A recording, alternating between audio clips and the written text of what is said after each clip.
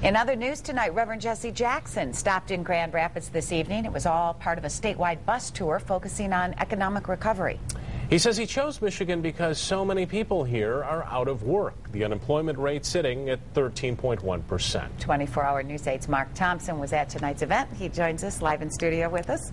Yeah, large turnout tonight, but as far as those numbers that you guys were talking about, even worse in the African-American community.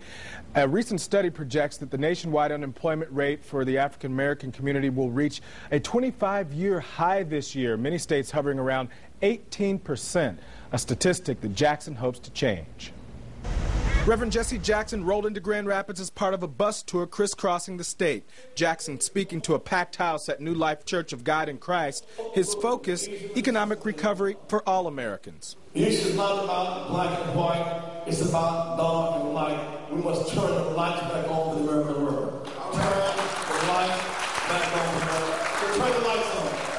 In an audience made up of many ministers and black elected officials, Jackson's message was tailored more specifically to the African-American community. He spoke of the continuing struggle to find equal and sufficient housing, transportation, and education, the unequal distribution of stimulus dollars, and the reluctance of banks to loan money when they themselves have benefited from a bailout. We had a bailout to bail out the banks. We now got to bail out the people.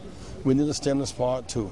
If we focus on rebuilding jobs at the bottom, student loan debt forgiveness, we're well on our way to economic recovery where it matters. Also in attendance, a group living Jackson's message. The Hercoat Company, united in pink uniforms, is an apprentice program taking African Americans from unemployed to work, many who would not otherwise have the opportunity. We have some that have been incarcerated over the years.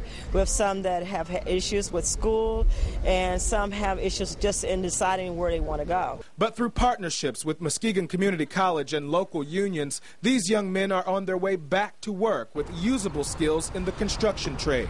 In the black community, as you know, there's a lot of guys that just can't find employment, getting into trouble, staying in the streets, and this is an avenue to get people trained and get them back in the workforce. An example Reverend Jackson hopes others will follow. And Jackson's tour wraps up with a march and rally in Detroit. That's coming up on Saturday. Back to you.